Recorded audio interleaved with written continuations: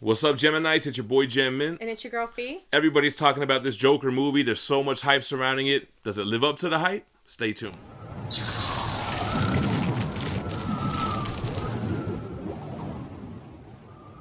Alright, guys, so let's just jump out and answer it right away. I thought the Joker movie was amazing. Loved it. Loved this I movie. really liked it. And I don't even like DC. I had super low expectations about a Joker movie without Batman. I was worried about how are they going to handle his origin, because in the comics, he doesn't really have an origin. He doesn't have a name.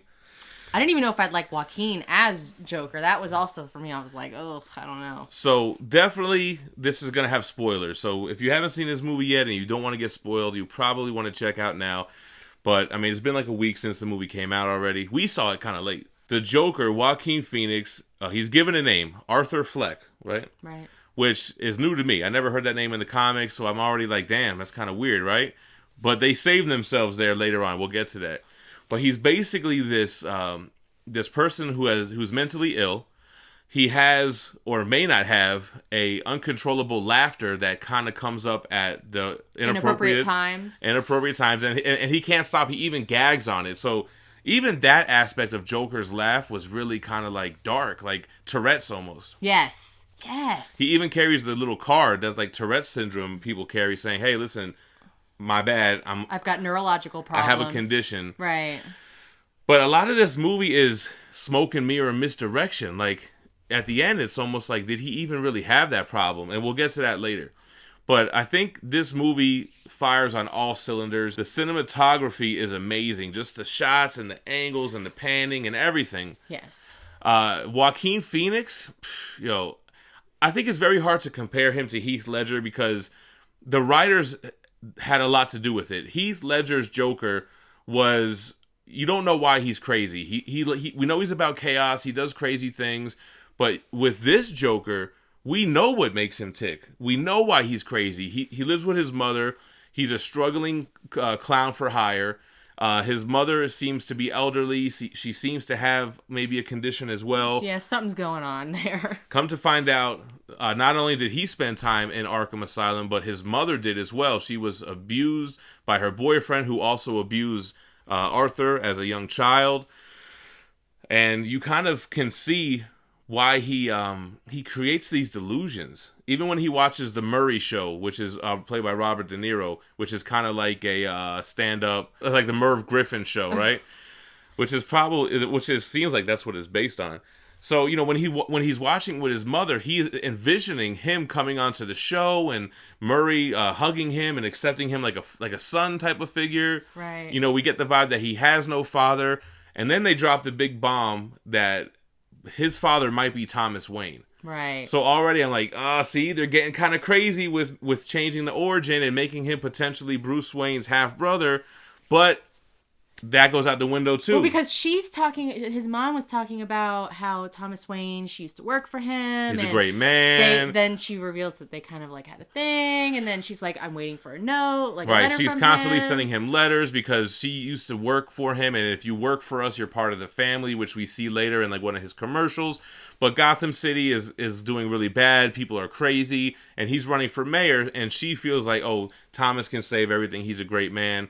And Joker reads one of the letters and finds out that she is saying that he is, their love child. Yeah, and like, we're struggling, we need you. So here's the thing. He may or may not be his dad, right? Because it shows later a picture of her, and on the back is signed by Thomas Wayne that says, I love your smile. It says, right. I love your smile, TW. So did she sign that and forge it? Did he really do it and cover up their love child and make it seem like he was adopted? So that's where we kind of go back to the Joker origin. It comes out that he's really adopted. So really, Arthur Fleck is not his original name. It's not his name. We really don't know who he is or who his parents are. But it's one of these movies that a lot of it's left up to your own interpretation. And we'll talk more about that later. So as a clown, right, he ends up getting jumped. He's one of these sign flippers. Oh, God. And these kids jack his sign. He chases them down. They beat him up. He really didn't have any good skills, though. I was really wanting to see that more spinning. Like on his hand. Doing a handstand. But anyway, one of these other guys gives him a gun. And it's like, It seems like a bad idea right from the beginning. Probably the wrong person to give a gun. You can tell that Arthur is a troubled person. He's socially awkward, for sure. Like, definitely not someone that you'd want to have. And just bringing it back to Joaquin's performance, like in the beginning, you've probably seen you've seen the movie if you're watching this, when he's forcing himself to smile, and he's forcing to smile, and he has a tear coming down. Like, how artistically, like, awesome was that? I don't know how else to word that, but it really made you feel, right? And throughout his performance, right, it's like, I don't know, he just really captured, like, the way that John McAvoy captures, like, the Split character is like how Joaquin right, is like how Joaquin captures this character. The thing about Joker, right, he's a villain, but they, like all villains in these new comic book movies, they humanize him, and then you're kind of like, he's not really that bad. I kind of get it. I kind of can see where he's coming from. I wouldn't necessarily say he's a villain more than I'd say he's not a hero. Well, he's definitely not a hero. He doesn't have powers. He's a troubled, sick person, maybe, who realized, that his role in life was to bring chaos. So his first Breaking Bad kind of thing is on the subway, where these guys who are like these piece of shit young Wall Street guys, they're picking on this woman on the train. So Arthur Fleck starts laughing uncontrollably, maybe, but he starts laughing. Then they start picking on him, and they start to jump him, and all of a sudden, in a holy shit moment for me, boom! You don't even see it. You just see the guy's head get blown. I jumped out of my seat. Me too. The expletives were flying with me in this movie theater. But he's on the ground, and you don't see him shoot him, but you see him get shot. He shoots and kills the other guy. The other guy gets shot in the leg, and he's running away. So at this point, it's really self-defense. But he hunts him down in the subway and executioner style kills him. That's probably one of the parts that probably wouldn't be good. Because the movie was I would take our kids to see it. There was like 3 very violent acts. That's the first one. He's painted as a clown because that's what he is, right? And it's on the news. Who's this subway killer? And the thing what he realizes is that it didn't really bother him.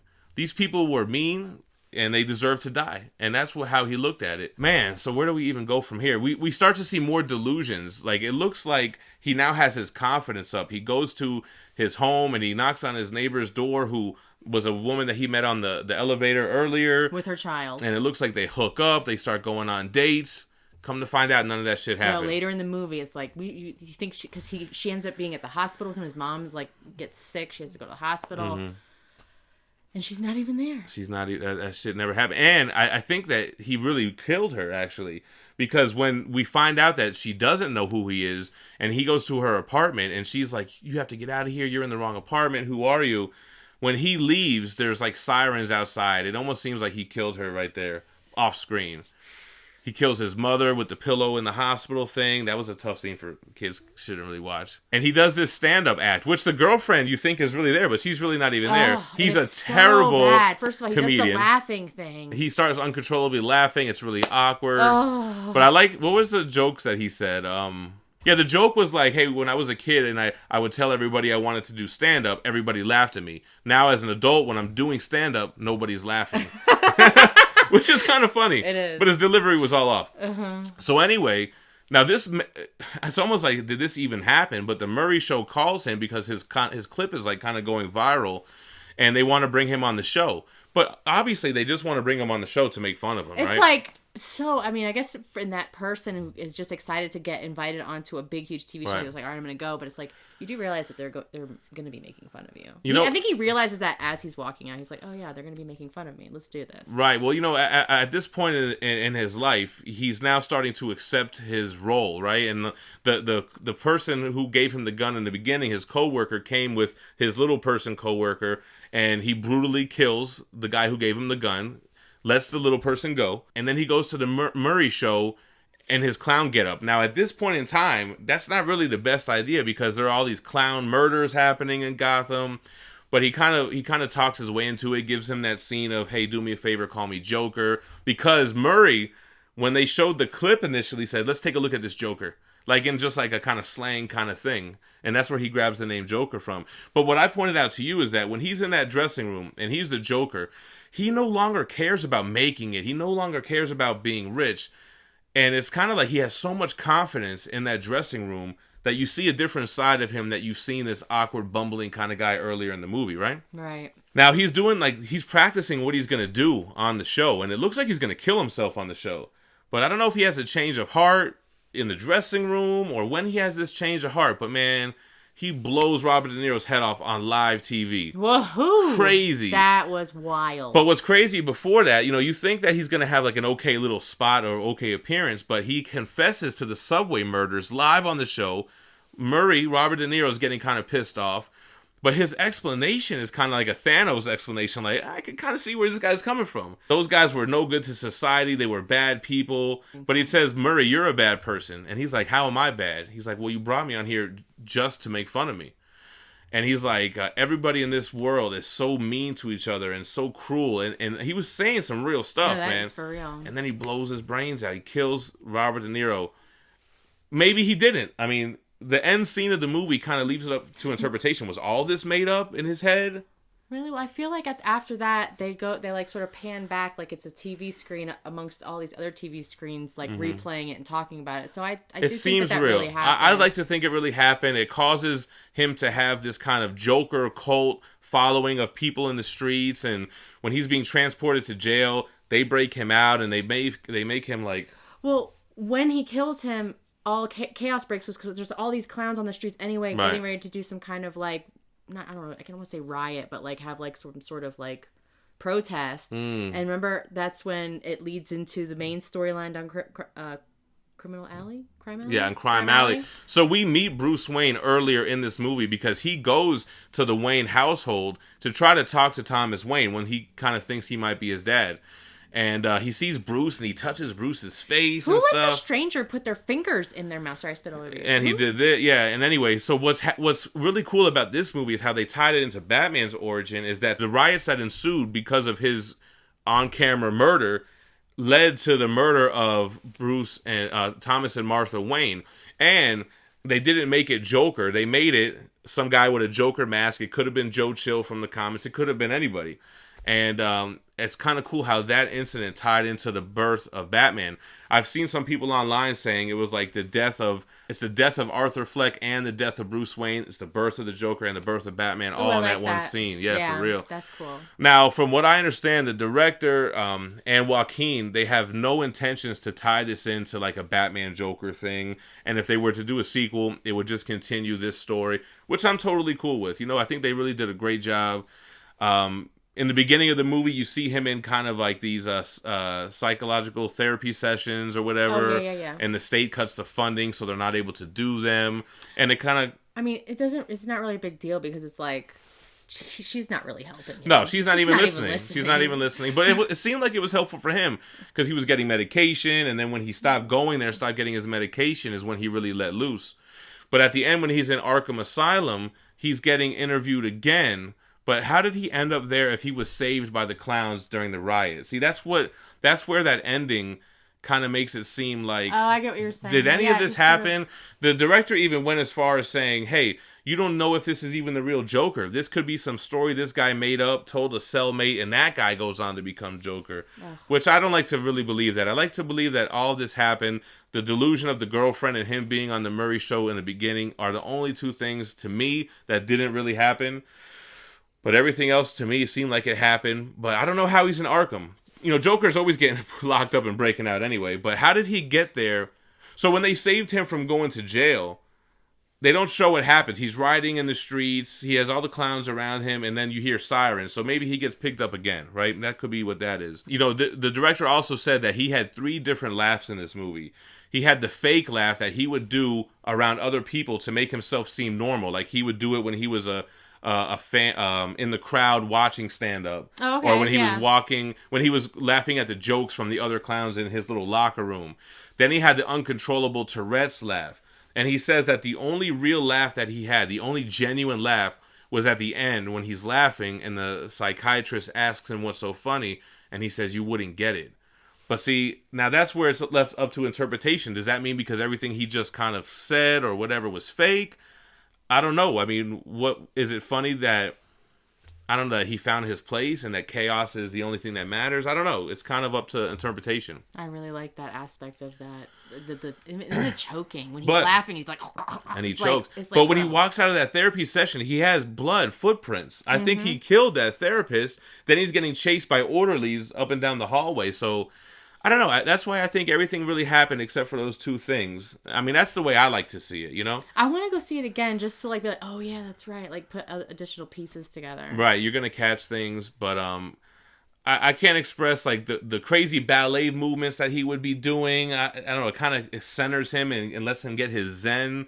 And then his like Peter Parker dance on the stairs. I don't know. It's just kind of his like liberation of like worrying about shit and taking care of his mother and worrying about work. And he just, I don't know, his freedom is what it felt like to me. Like him being free. Man, when he puts the makeup on, when he dyes his hair, it's so creepy. This movie is very... As a person that likes to have things clean, him having all that green dripping down him, I'm like, wipe it off! They make him look skinny and malnourished. No. I think he really lost weight for this role. No, but I'm saying that's the point, right? And then he looks like he has mental problems. And you know what's funny? He has like this book where he writes his jokes and other crazy things like nudity and stuff. Yes. But one thing really like hit me. He goes, the worst thing about mental what's he say? The worst thing about having a mental illness is you're supposed to act like you don't. And I was like, damn, that's kind of like some deep shit, right? Right. What else about the book? I just, the way, like, his handwriting, it almost looks like he's writing with his non-dominant hand just to make it He probably is. Yeah, just because it looks crazy. And, like, the notes he writes, like, joke about appearance. People like when you, like, he writes, like, twisted things. Sex jokes, always good or something like that. Yeah, always funny. It's like he's trying to understand how to be normal and he's not. You know what I'm saying? Yes. That's like the vibe I get from that. I love it. And then he's on stage doing his stand-up bit. Yeah. And he's flipping through the book and like this inappropriate image just, and it's like, it was like just, you barely glance at it. It's like a crazy. whole, like, it's like a clip out of a like a Hustler, a Playboy or magazine. And he flips through it on the Murray Show, and like we see it as the audience, but it's like, damn, he's just kind of out in the open with it. I would love to see a sequel where he becomes more of the Joker, starts wearing more of the Joker, look as we know it with the purple costume, and I don't know, just being more like all the way the Joker now. Right. You know what I'm saying? Like doing crazy shit just to get a rise out of people or whatever. But it was like such a realistic take on such a zany character. It's like the Joker has has many iterations, as like the Cesar Romero one, or the Jack Nicholson one, or even like in the animated series, just the zany one. This is the darkest one, the most realistic one. I think he killed it. I can't really compare him to Heath Ledger. I think it's like comparing two different things. It's different, but they're the same. It's like so good. It's just good. It's just a really great, iteration. I think Heath Ledger played the hell out of that role, but I think that this Joaquin Phoenix Joker was written so much better. And I think that's not really fair to the actor to compare. Personally, I don't know. I like Heath Ledger because that Joker is more of like the comic book Joker you would expect, and he had a lot of cool stuff. This one was just sick, man, but in a good way.